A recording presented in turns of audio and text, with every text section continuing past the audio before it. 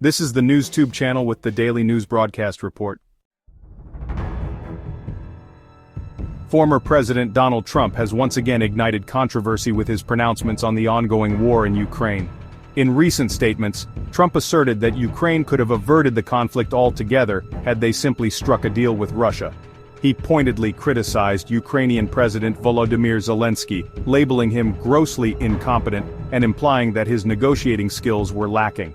These remarks, delivered with Trump's signature bluntness, have reverberated across the international community, drawing sharp rebukes from some quarters and cautious silence from others. Trump's comments come at a time when the world is closely watching for any signs of progress towards peace in Ukraine. The conflict, which began with Russia's full-scale invasion in February 2022, has resulted in a devastating humanitarian crisis, with countless lives lost and millions displaced. The war has also destabilized the global order, triggering an energy crisis in Europe and exacerbating existing geopolitical tensions. Against this backdrop of suffering and uncertainty, Trump's assertion that a simple deal could have prevented the war has struck many as insensitive and divorced from the realities on the ground. Critics have been quick to point out that Trump's statements ignore the complex historical context surrounding the conflict and the power dynamics at play. Russia's invasion of Ukraine was a blatant act of aggression, a violation of international law, and a breach of Ukraine's sovereignty. To suggest that Ukraine should have simply negotiated with an invading force, critics argue, is to disregard the fundamental principles of self-determination and territorial integrity. Moreover, it places the blame for the war squarely on the victim, absolving Russia of its responsibility for initiating the conflict. Trump's comments also raise questions about his understanding of the current state of affairs in Ukraine. While he has claimed that he could have brokered a deal to prevent the war, the reality is that the situation on the ground has changed drastically since the invasion.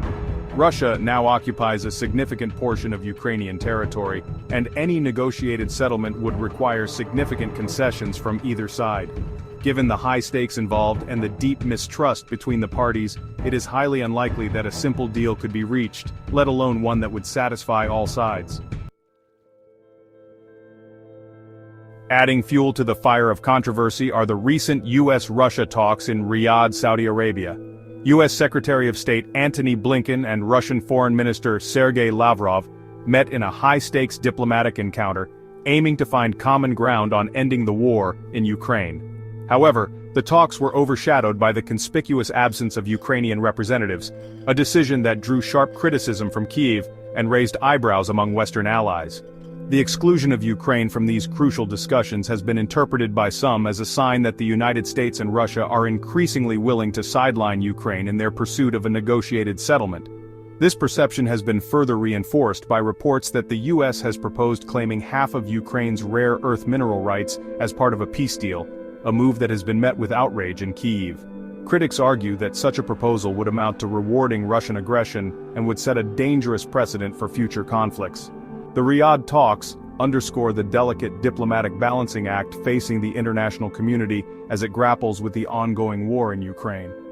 On the one hand, there is a growing sense of urgency to find a way to end the bloodshed and prevent further human suffering. On the other hand, there is a deep reluctance to reward Russian aggression or to make concessions that would undermine Ukraine's sovereignty and territorial integrity. The Biden administration has walked a tightrope in its approach to the conflict, providing significant military and financial assistance to Ukraine while also engaging in diplomatic efforts with Russia. However, the exclusion of Ukraine from the Riyadh talks has raised concerns that the U.S. may be prioritizing its own interests over those of its Ukrainian partners. The coming weeks and months will be crucial in determining whether the U.S. can maintain its commitment to supporting Ukraine while also pursuing a diplomatic solution to the conflict. Thank you for watching NewsTube. Let me know what your opinion is in the comment section. But until then, please don't forget to like and subscribe.